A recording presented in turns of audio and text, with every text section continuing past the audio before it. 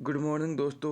आज हम स्टार्ट करने जा रहे हैं माता पिता का सपना सीरीज 96, जो कि आज तारीख हो चुकी है 21 दिसंबर 2023 और 21 दिसंबर 2023 के मोस्ट इम्पोर्टेंट करंट अफेयर के क्वेश्चनों के बारे में हम डिस्कशन करने वाले हैं। सबसे पहले मोटिवेशन कोड की ओर आगे बढ़ते हैं। जो लोग आज आप पर विश्वास नहीं कर रहे वो एक दिन सबको बताएंगे कि वो आपसे कैसे मिले थे। दोस्तों, अगर आप सफल हो जाओगे तो एक दिन जो लोग आपके ऊपर आज विश्वास नहीं कर रहे वो सबको बताएंगे कि आप उनसे किस प्रकार मिले थे और किस प्रकार अलविदा हो गए, और वो अब अपने आप को किस प्रकार महसूस कर रहे कि यार उस इंसान के साथ में हम होते तो पता नहीं आज किस जगह होते। तो आप टेंशन लेना बंद करो और अपनी मेहनत करना स्टार्ट कर दो। तो क्वेश्चन नंबर 1 की ओर आगे बढ़ते हैं। विश्व बैंक की प्रवासन और विकास रिपोर्ट के अनुसार वर्ष 2023 में प्रवासियों से सर्वाधिक प्रेषण प्राप्त करने वाला देश कौन सा बना है? तो ये देश अभी हाल ही में बन चुका है अपना देश भारत। इसके अंदर बन चुका है कौन सा? अपना देश भारत बन चुका है, जो कि सर्वाधिक प्रेषण प्राप्त करने वाला देश बन चुका है। अच्छा, ये प्रेषण का सबसे बड़ा स्रोत कहाँ से है अपने? तो यूएसए से अपना सबसे बड़ा स्रोत है प्रेषण प्राप्त करने का, क्योंकि हम सबसे ज़्यादा धन यूएसए से प्राप्त करते हैं। तो दोस्तों, अभी हाल ही में कौन सी रिपोर्ट आई है? प्रवासन और विकास रिपोर्ट 2023 आई है, और जारी करने वाली संस्था है विश्व बैंक। और प्रवासियों से प्राप्ति के मामले में जो रेमिटेंस है, यानी प्रवासियों से जो धन प्राप्त होता है उसको हम रेमिटेंस बोलते हैं। और सबसे ज़्यादा रेमिटेंस प्राप्त करने वाला देश बन चुका है भारत। इसके अंदर फर्स्ट भारत आया है। भारत ने कितने डॉलर प्राप्त किए? तो भारत ने 125 बिलियन डॉलर यानी 125 अरब है ना, अरब डॉलर प्राप्त किए है भारत ने रेमिटेंस के अंदर। और जैसे कि अभी कोई व्यक्ति है वो यूएसए बैठा है और यूएसए से वहाँ से धन प्राप्त किया और भेज दिया भारत, तो वो भारत धन भेजा है उसको खर्च कहाँ पर होगा? भारत। तो इसको हम रेमिटेंस बोलते हैं। और दूसरे स्थान पर, सेकंड स्थान पर कौन आया है? तो सेकंड स्थान पर आया है मेक्सिको। सेकंड स्थान पर कौन आया है? तो मेक्सिको दूसरे स्थान पर। एक सेकंड दोस्तों, 1 मिनट। मेक्सिको, ये मेक्सिको आया है दूसरे स्थान पर। क्वेश्चन नंबर 2 की ओर आगे बढ़ते हैं। हाल ही में पुरुष वर्ग में ITF विश्व चैंपियनशिप पुरस्कार 2023 किसे मिला है? तो ये मिल चुका है नोवाक जोकोविच को, जो कि ITF की फुल फॉर्म है विश्व के अंतर्राष्ट्रीय टेनिस महासंघ। ITF की फुल फॉर्म आप नोट डाउन कर लीजिए, अंतर्राष्ट्रीय टेनिस महासंघ है। और जो ITF अभी हाल में विश्व चैंपियनशिप पुरस्कार 2023 हुआ है, इसके अंदर मेल के अंदर जीता है नोवाक जोकोविच और फीमेल के अंदर जीती है आर्यन सबलेंका। ये कौन है? एक सेकंड। फीमेल के अंदर जीती है आर्यन सबलेंका। ये फीमेल के अंदर जीत चुकी है। मेल के अंदर नोवाक जोकोविच है और फीमेल के अंदर आर्यन सबलेंका है। आर्यन सबलेंका बेलारूस के रहने वाले, इन्होंने ऑस्ट्रेलियन ओपन जीता है। और 2 नंबर पर ये खिलाड़ी आ रही है आर्यन सबलेंका, जबकि 1 नंबर पर है इगा स्विएटेक, जो कि पोलैंड की खिलाड़ी है। और पोलैंड की खिलाड़ी इगा स्विएटेक को प्लेयर ऑफ द ईयर भी इस बार मिला है। अच्छा, इसके अलावा हम देखते हैं जो नोवाक जोकोविच है, इन्होंने 3 ग्रैंड स्लैम जीते हैं इस बार। कौन कौन से जीते?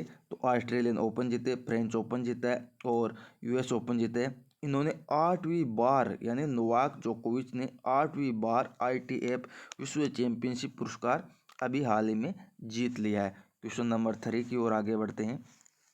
हाल ही में अंतर्राष्ट्रीय प्रवासी दिवस 2023 कब मनाया गया? तो ये मनाया गया अभी हाल ही में 18 दिसंबर को, जो कि अंतर्राष्ट्रीय प्रवासी दिवस 2023 मनाया गया है। अच्छा, ये 18 दिसंबर को मनाया गया और इसकी थीम हो गई एक्ट टुडे। हिंदी के अंदर नोट डाउन कर लीजिए कि हिंदी के अंदर क्या है? प्रवासियों की सुरक्षा, जो इसकी इस बार की थीम हो गई प्रवासियों की सुरक्षा। और इंग्लिश के अंदर आप देख सकते हो एक्ट, इसकी इंग्लिश के अंदर थीम है एक्ट टुडे। एक्ट टुडे, ये इंग्लिश के अंदर इसकी थीम है।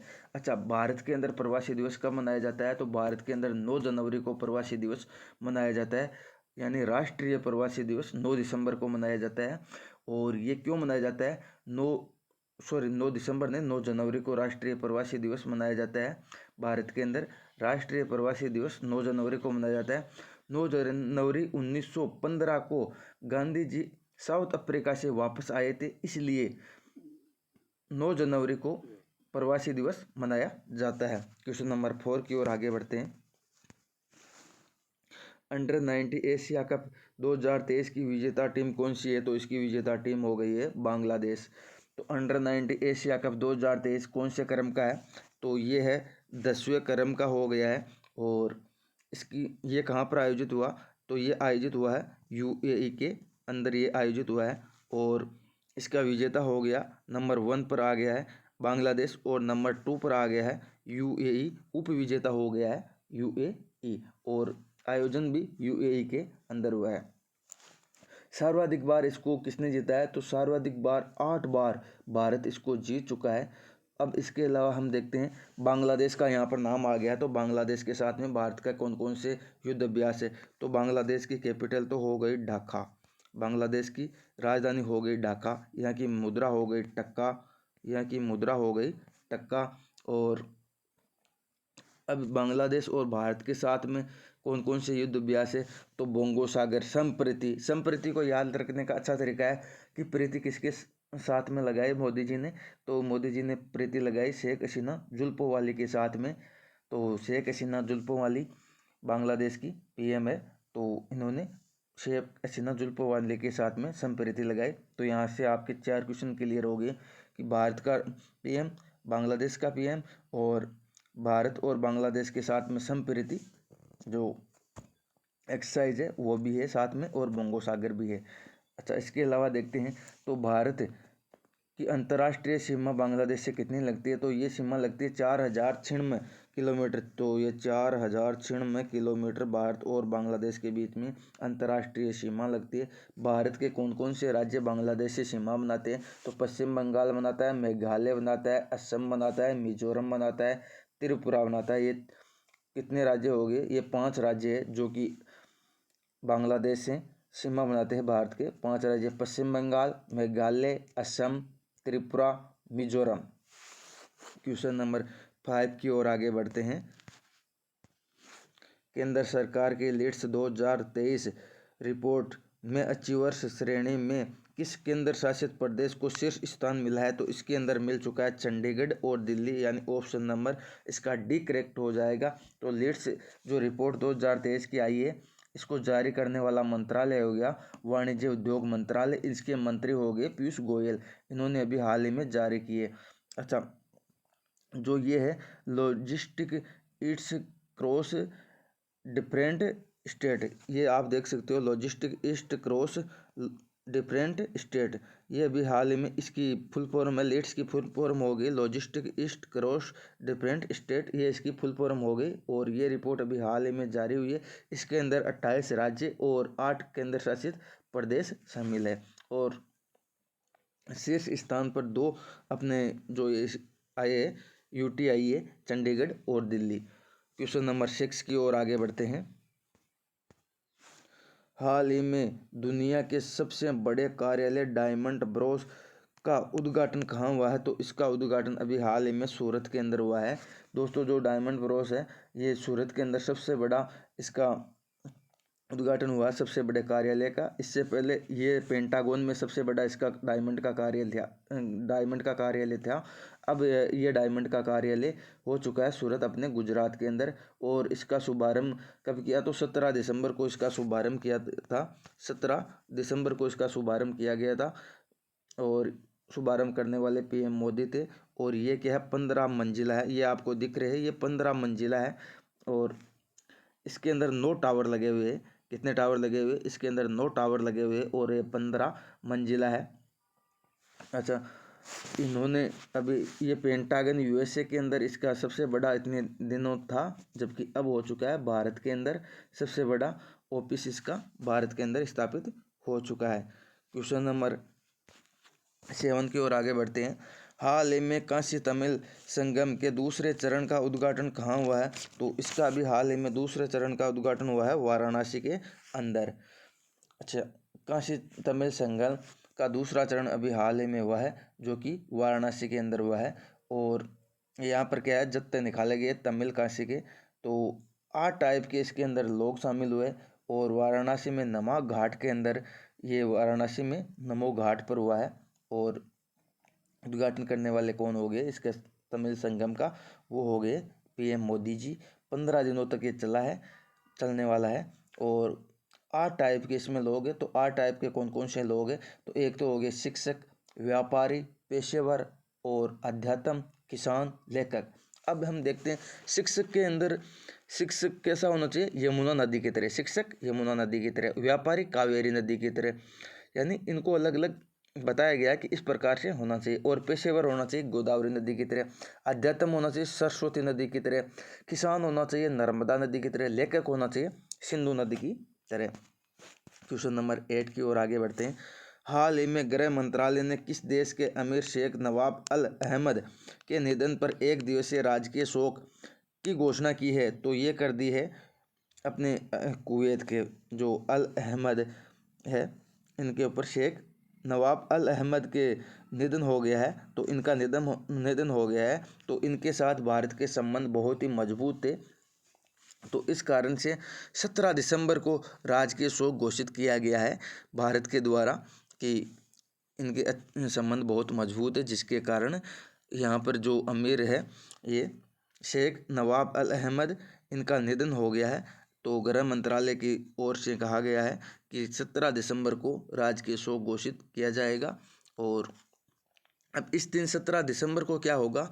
जो मनोरंजन के कार्य नहीं होंगे। और जो तिरंगा है वो आधा झुका हुआ होगा इसमें, यानी 17 दिसंबर को कोई छुट्टी नहीं होगी, परंतु राजकीय जो कार्य है वो नहीं होंगे और तिरंगा आधा झुका हुआ होगा। क्वेश्चन नंबर 9 की ओर आगे बढ़ते हैं। हाल ही में विजय दिवस 2023 कब मनाया गया?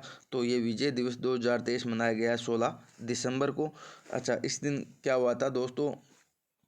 जो 16 दिसंबर 1971 है, इस दिन पाकिस्तान को आत्मसमर्पण करना पड़ा और भारतीय सेना ने इसको घुटनों पर ला दिया था।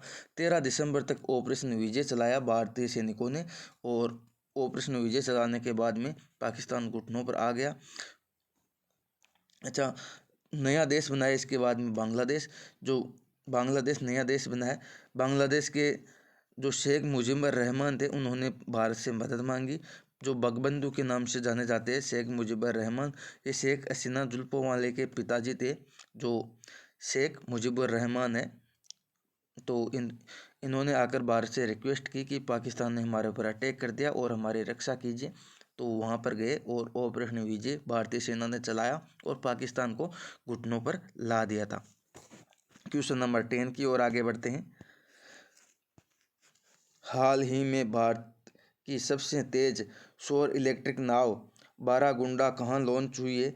तो ये भी हाल ही में लॉन्च हुई है केरल के अंदर, जो कि भारत की सबसे तेज सौर इलेक्ट्रिक नाव बाराकुंडा है, ये लॉन्च हुई। तो नाव का नाम हो गया बाराकुंडा। इसमें 12 यात्री और कार्गो ले जा सकते हैं। अच्छा, 12.5 समुद्री जो है उसके अंदर, झील के अंदर ये समुद्री जो मील है प्रति घंटा है, इसकी स्पीड कितनी है? 12.5, यानी 12.5 जो समुद्री मील है, यानी नॉटिकल मील बोलते हैं समुद्री मील को, वहाँ प्रति घंटा है। यानी नॉटिकल मील है ना, नॉटिकल मील प्रति घंटा इसकी स्पीड होने वाली है। और भारत की ये सबसे तेज सौर इलेक्ट्रिक नाव है। और कहाँ से होगी? तो ये केरल के अंदर हो रही है। अच्छा, नॉटिकल मील में कितनी मील होती है? तो एक मील के अंदर होती है 1.6 किलोमीटर। एक मील के अंदर होती है 1.6 किलोमीटर। और नॉटिकल मील में होता है 1.85 किलोमीटर। नॉटिकल मील में कितनी होती है? 1.5 किलोमीटर। और मील के अंदर होती है 1.6 kilometre. Thank you so much, always keep smile. आशा करता हूँ दोस्तों आपको क्लास अच्छी लगी, शानदार लगी,